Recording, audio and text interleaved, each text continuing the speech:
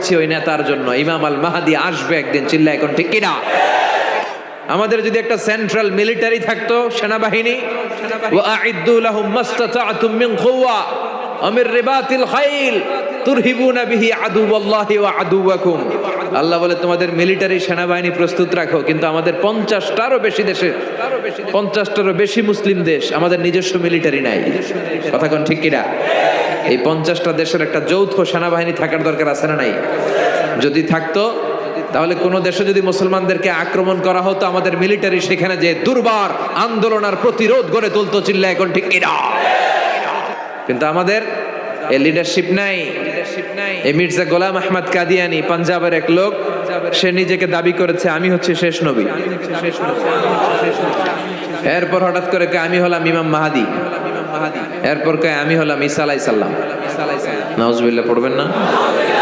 এই লোকটার মৃত্যু হয়েছে পায়খানার ভিতরে, টয়লেট ভাঙ্গা ভিতরে পড়ছে, পেশাব পায়খানা খাইতে খাইতে খাইতে খাইতে আর খাইতে পারে না। আল্লাহকে আরো খা, আরো খা বেয়াদব। এই টয়লেটের পায়খানা খেতে খেতে দুনিয়া থেকে বিদায়। এজন্য বিশ্ব নবীর পরে কেউ যদি নবুয়তির দাবি করে, এটা কি মুসলমান?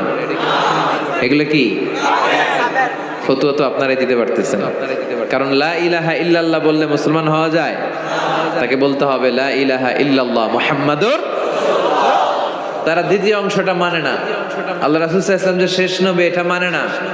তো তারা এদেশে জন্ম, এদেশে হিন্দুরাও তো থাকে, বৌদ্ধরাও থাকে, তো ওদের থাকতে সমস্যা কি? কোনো সমস্যা নাই, থাকো। কিন্তু তোমরা বিশ্বনবী যে শেষ নবী এটা মেনে থাকো, যেহেতু মুসলমান দাবি করো। আর যদি না মানো তাহলে তোমরা কোন ধর্মের এটা জাতির কাছে স্পষ্ট করে দাও, নিজেদের অবস্থানকে স্পষ্ট করো। কথাবার্তা ক্লিয়ার না সব? মুসলমান হলে ইসলামের নিয়ম মানতে হবে, নতুন কোন নিয়ম ইসলামের ভেতরে ঢোকানো যাবে। তাহলে যে বিশ্বনবী বললেন নতুন নতুন নবী দাবিকারী লোকজন সমাজে বেড়ে যাবে, এই আলামতটাও আছে না নাই? এরপর বিশ্বনবী বললেন কাসরাতুল হারাজ, কিয়ামতের আগে হারাজ বেড়ে যাবে। সাহাবীরা বললেন ওয়ামাল হারাজু ইয়া রাসূলুল্লাহ, হে আল্লাহর রাসূল সাল্লাল্লাহু আলাইহি ওয়াসাল্লাম হারাজ কি? বিশ্বনবী বললেন হাদা হুয়াল হারাজ। কি বুঝলেন? ফাইট, কিতাল, মারামারি, ফায়ার, অন্যায়ভাবে মারা হবে। এই যে আজকে মারছেন একজন খ্রিস্টান লোক, 50 জন রে নিউজিল্যান্ডে শেষ করে দিল। বিষ্ণু বললেন কিয়ামতের আগে যিনি মারবে তিনি জানবেন আমি কেন মারলাম।